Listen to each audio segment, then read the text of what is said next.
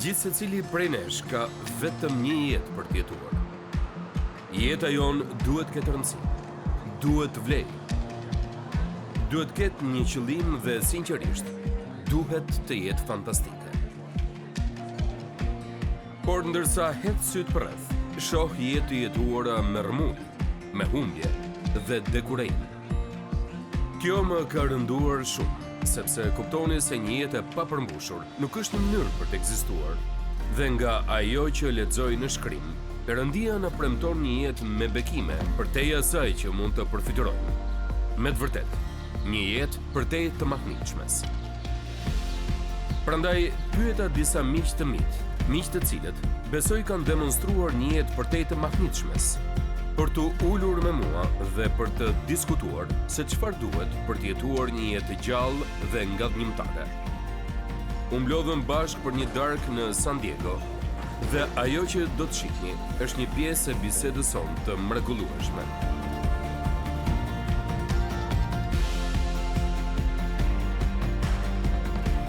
Unë dua t'ju falenderoj që jeni me mua sot. Njëherë dikush më tha se integritet do të thotë që të ruash përkushtimin, pasi rrethanat në të cilat e ke marrë këtë përkushtim kanë ndryshuar. Prandaj dua t'ju bëj këtë pyetje. A mendoni se kemi një krizë integriteti në kulturën tonë sot? Po, mendoj se sapo të hapim lajme mund ta vëmë re.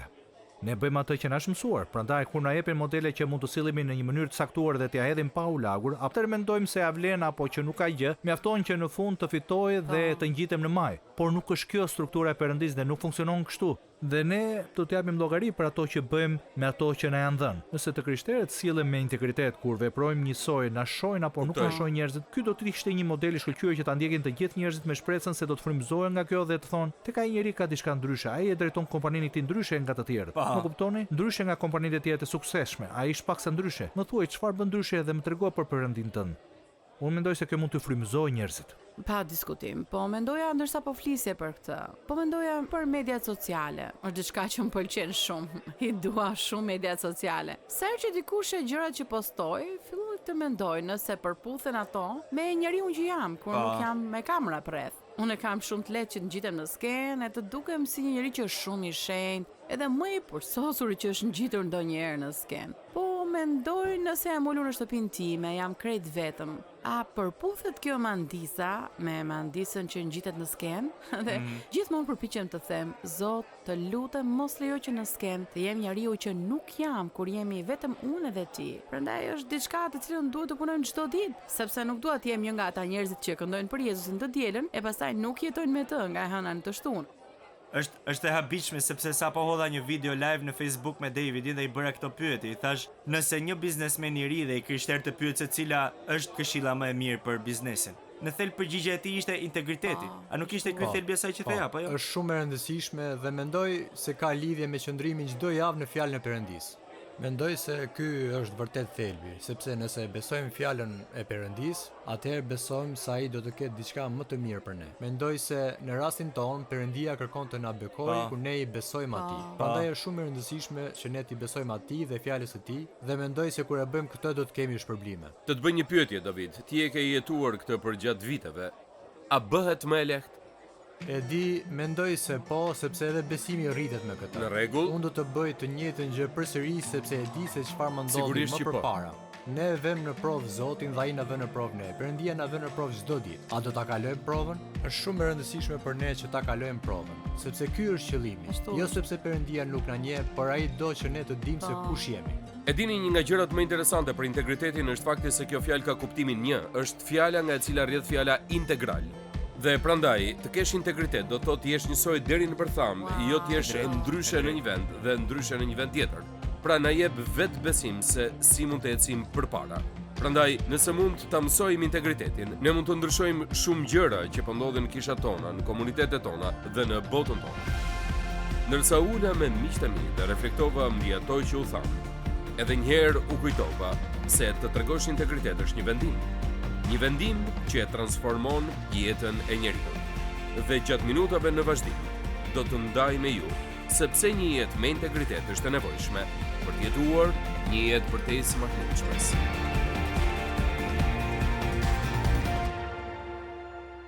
Një reklam për një krem fytyre pretendon se do t'i bënte gratë të dukeshin aq mirë sa zhduken me Photoshop, por në fakt fytyra e gruas në reklam është krijuar me Photoshop. Mësuesit e rishkruajnë historinë për t'ju përshtatur qëllimeve laike moderne dhe shkencëtarët falsifikojnë të dhëna për të çuar përpara teoritë të tyre.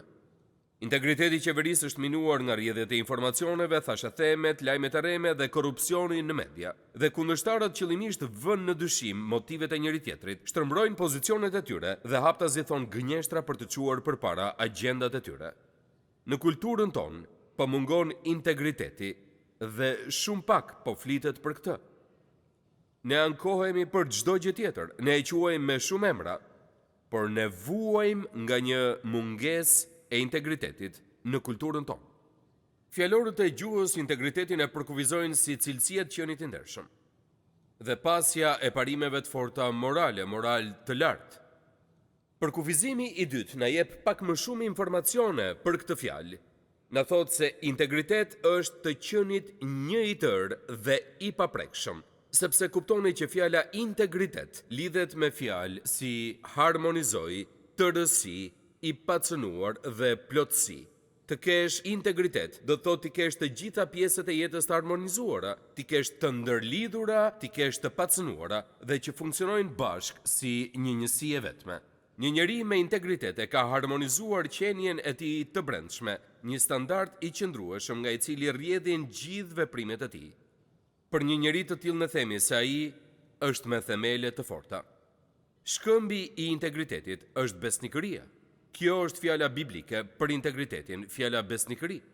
Mbase ju kujtohet një reklam që është transmetuar në televizor, ende transmetohet në disa vende, e krijuar mbi një shkëmb të stërmadh që supozohet të demonstrojë qëndrueshmëri.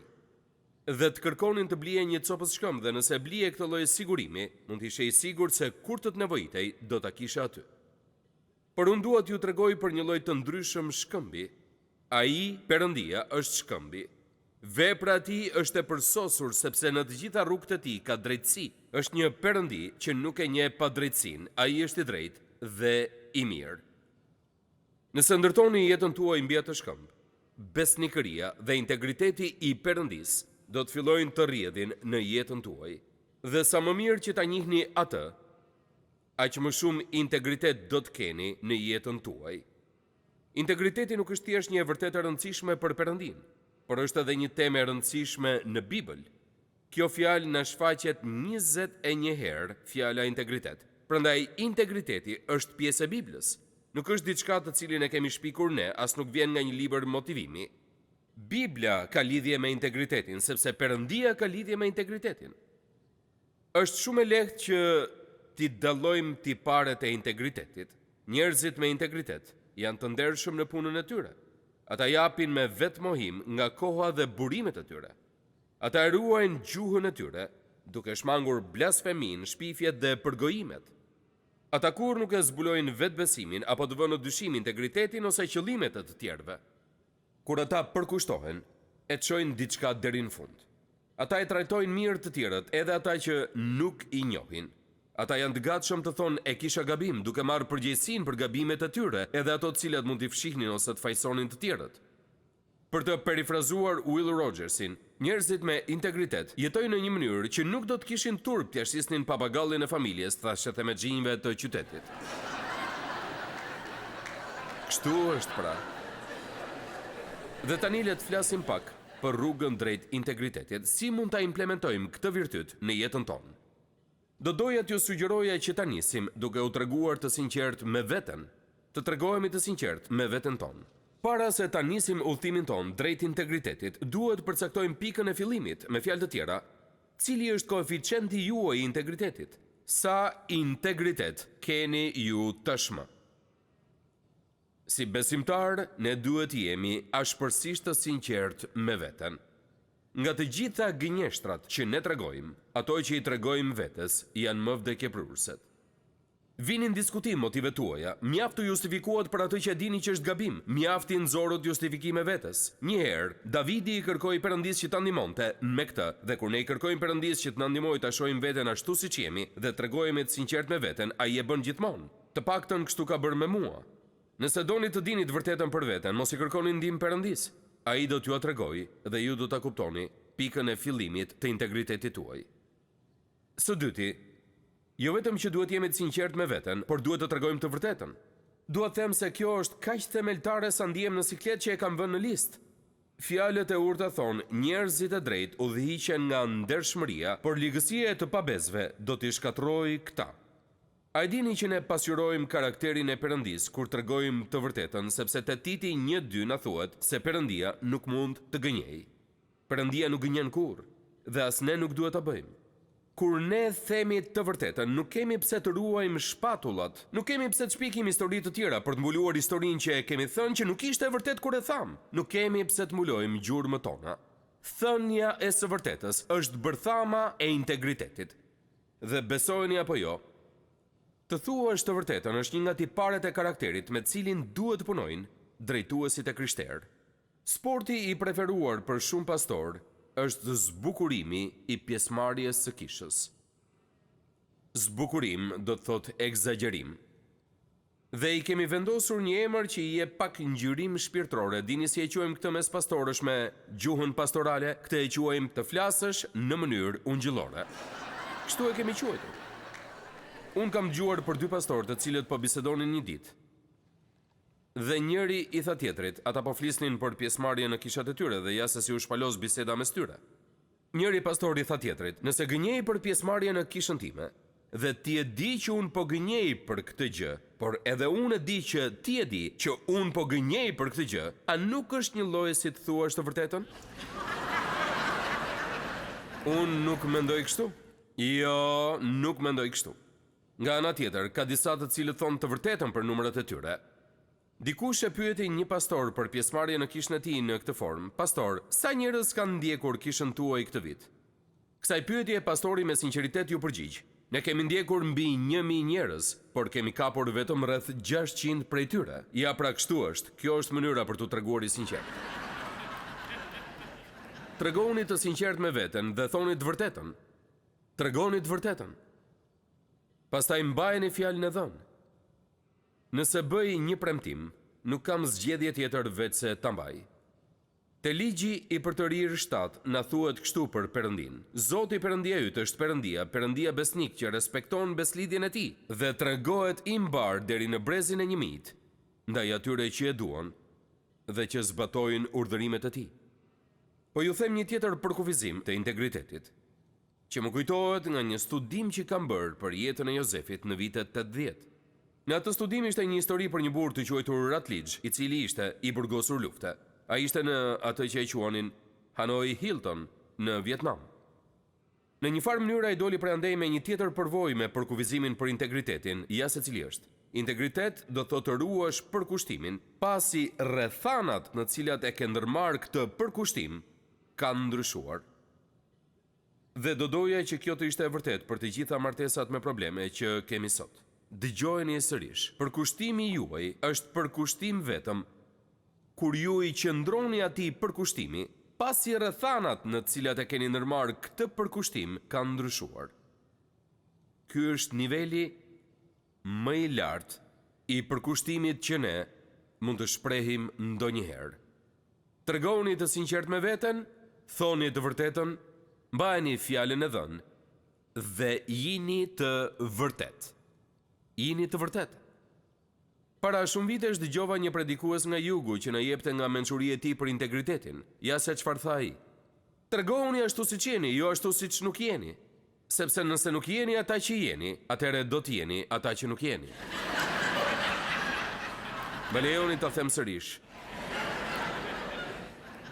Tregoni ashtu siç jeni, jo ashtu siç nuk jeni.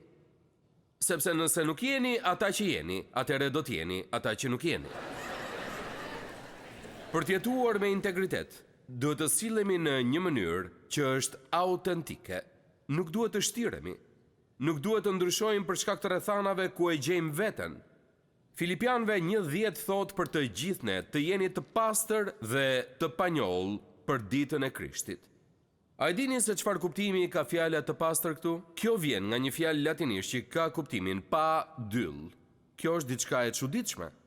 E ka origjinën nga tregu, e ka origjinën nga Roma e lashtë. Nëse dikush donte një statuj autentike me cilësi të mirë, të gdhendur nga dikush që ishte krenar për mjeshtrinë e tij, do të shkonte në tregun e artizanëve në sheshin qendror të Romës dhe do të kërkonte ndonjë barak me tabelën që thoshte sine cera ose pa dyll.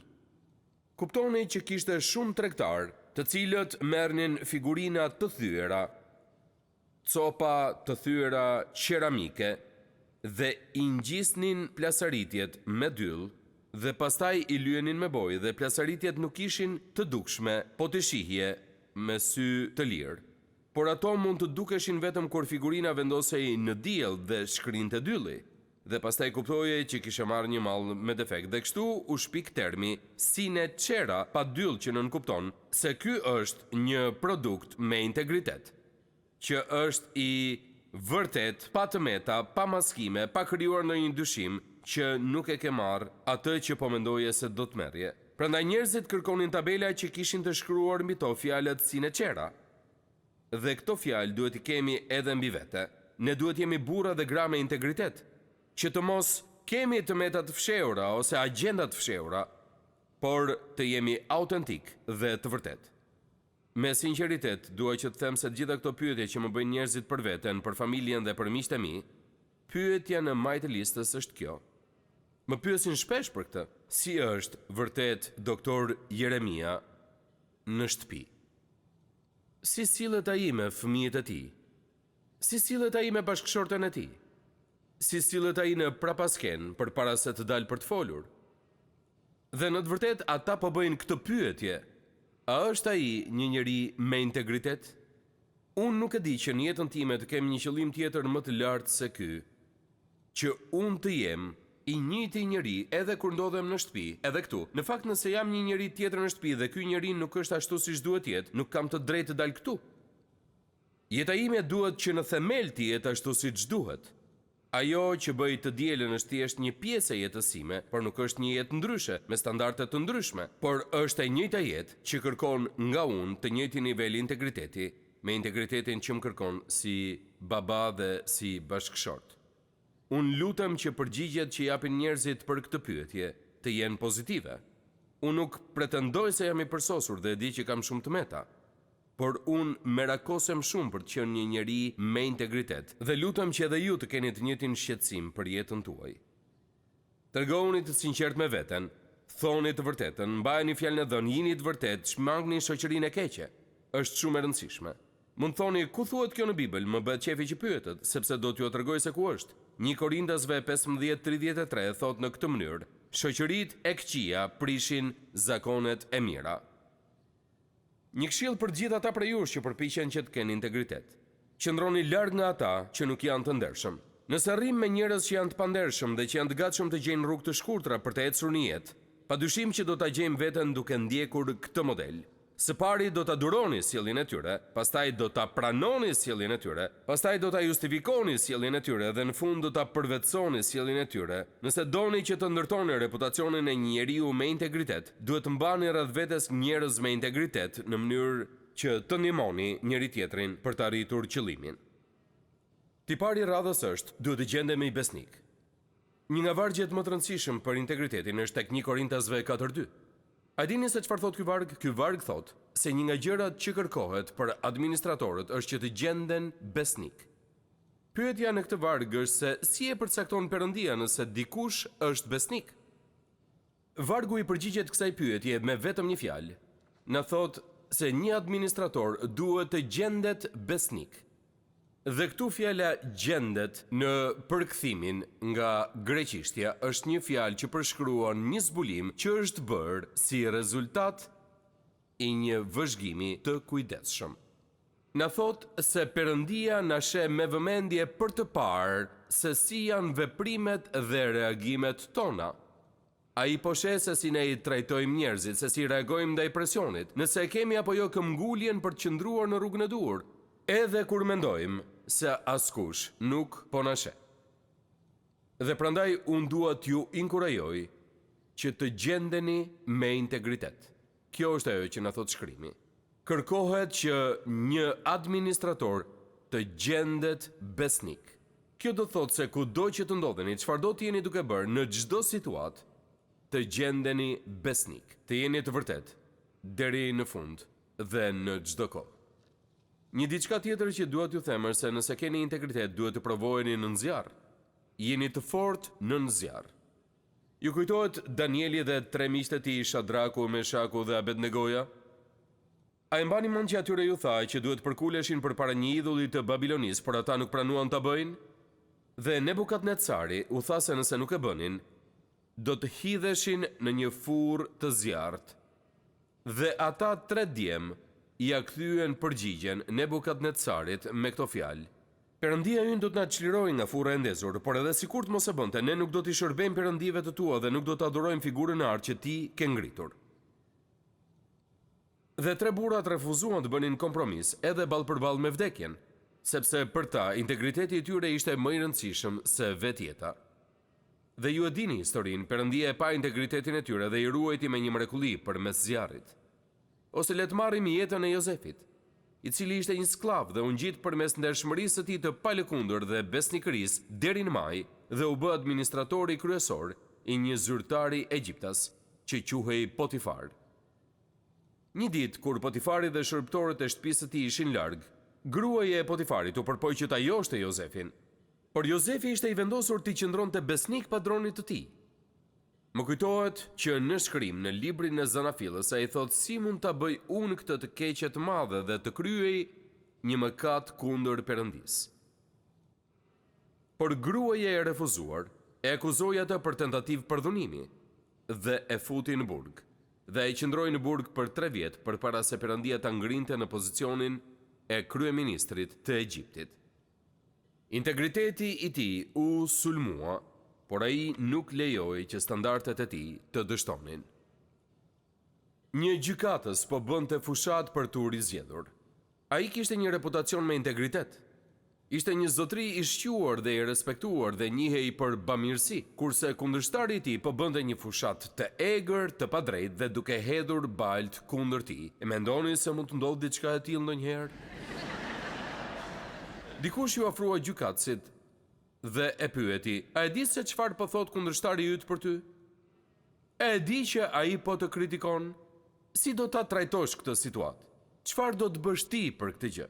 Dhe gjykatësi i pa këshilltarët dhe komitetin e fushatës tij dhe u tha: e po, kur isha i vogël, unë kisha një qen, dhe sa herë që dilte hëna e plot, ky langua i ulërin të hënës. Dhe ne kur nuk flinim shumë mirë gjatë atyre netëve, ai vetëm lehte dhe i ulërin të hënës gjithë natën, dhe pastaj gjykatësi ndaloi së foluri. E po kjo nuk ka lidhje me temën, i tha menaxheri i fushatës. Ti na tregove një histori të bukur për qenin, por çfarë ke ndërmend të bësh për atë që po të kritikon? Dhe gjykatësi i tha: sa po t'u përgjigja? Kur qeni i lihte hënës, hëna vazhdonte që të ndriçonte. Unë nuk kam ndërmend të bëj asgjë përveç se të vazhdoj të ndriçoj dhe do t'i shpërfill kritikat, ashtu si hëna e shpërfillte qenin. Unë thjesht do të vazhdoj të ndriçoj pa zhurmë, qetësisht dhe me bukuri. Dhe kjo është ajo që ne duhet bëjmë, besoni apo jo, nëse doni që të ecni me integritet, do të keni kritika. Do të merrni kritika. Sa më lart që të ngjiteni përsa i përket ndikimit që keni të tjerët, aq më shumë kritika do të merrni. Nëse nuk i përballoni dot, nuk keni për t'ia dalë. Nëse nuk i pranoni kritikat dhe të ecni përpara, edhe unë marr letra plot kritika, unë marr shumë të tilla dhe kam mësuar, ekziston një model që ndjek për këtë. Së pari, nëse e shoh, lexoj dhe pyes veten me sinqeritet nëse ka ndonjë të vërtetë.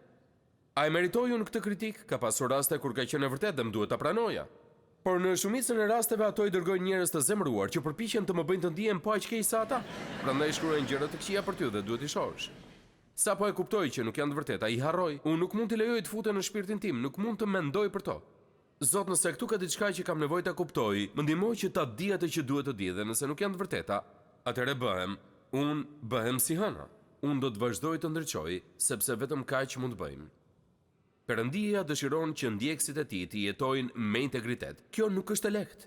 Të jetosh me një karakter si të Perëndis, të jesh i njëjtë si në privatësi dhe në publik, të jetosh besimin tënd, të jesh i vërtet me mësimet biblike, është e vështirë dhe e mundimshme. Të zgjedhësh të jesh i vërtet, të jesh i ndershëm dhe të qëndrosh në bindjet e tua gjithmonë do të jetë sfidë në një botë që e pranon dhe e duar troket mungesën e integritetit. Por gjithsesi integriteti ka ndikim dhe efekt tek ata që kemi përreth. sidomos te fëmijët tanë. Ja dhe mendimi im i fundit. Ti japësh llogari dikujt. Ti japësh llogari dikujt. Autori i librit të Hebrejve thot kështu dhe le të kujdesemi për njëri tjetrin për të nxitur për dashuri dhe vepra të mira, të nxisim njëri tjetrin. Drejt për drejt, teksti thot, provokoni njëri tjetrin. Dhe në Dhjetën e Re ne mësojmë se jeta e krishter ka lidhje me njëri tjetrin. Ajo nuk jetohet në heshtje dhe në izolim. Kemi nevojë për njëri tjetrin. Në një farë mënyrë mprehim njëri tjetrin të përqendruar dhe në drejtimin e duhur. Ne kemi nevojë për njerëz që të na tregojnë të vërtetën për veten tonë. Pra këto ishin disa ide se si mund të ndërtojmë integritetin në jetën tonë. Dhe kjo është një bindje për të gjithë ne, që nga predikuesi deri te personi që është ulur në rreshtin e fundit.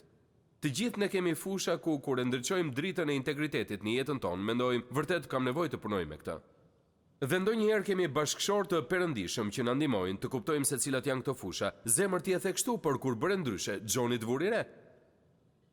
Perëndia do që ne të përmirësohemi dhe duhet kemi dëshirë që të shohim këto gjëra, që të shohim jetën tonë dhe ta masim atë me vizoren e fjalës së Perëndis dhe të themi këtu në këtë pjesë unë mund të punoj këtu. Dhe ndonjëherë mendojmë gjëra që as nuk i kemi menduar më parë dhe kjo na zgjon një ndjesi të re, dëshire për të shkuar në atë vend ku kemi këtë jetë që është përtejse mahnitshmes. Jezusi që jeton brenda nesh është në ne dhe ne jemi duart e Jezusit. Ne jemi këmbët e Jezusit, ne jemi fjalët e Jezusit, ne jemi dashuria e Jezusit për njerëzit që kemi përreth. Prandaj dua që t'ju sfidoj sot. Bashkohuni me pastorin tuaj në këtë kërkim për integritet.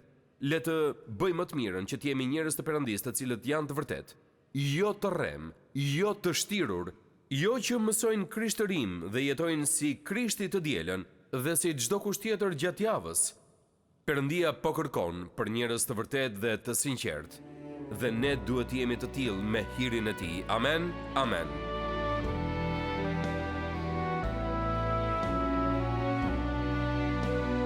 Faleminderit që ishit me mua sot në moment vendimtar. Më lejoni ta them sërish. Perëndia ka për qëllim që jeta juaj e krishterë të jetë fantastike.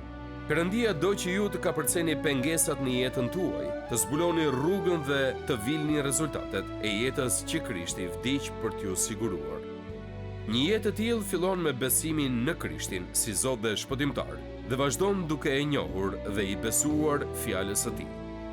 Prandaj nëse nuk e keni vendosur besimin në Krishtin dhe nuk keni rilindur përmes Tij, sot është dita kur ju mund ta bëni këtë.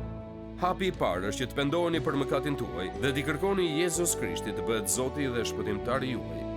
Sapo ta merrni këtë vendim për të pranuar dhuratën falas të shpëtimit të Perëndis, do të fillojë udhëtimi juaj me Perëndin si një krijesë e re në Krishtin. Nëse e keni marrë sot këtë hap besimi, ju lutem ndajeni vendimin tuaj me të krishterë të tjerë në një shërbes të besueshme apo kish lokale që të mund të rriteni në besimin tuaj të sapogjetur.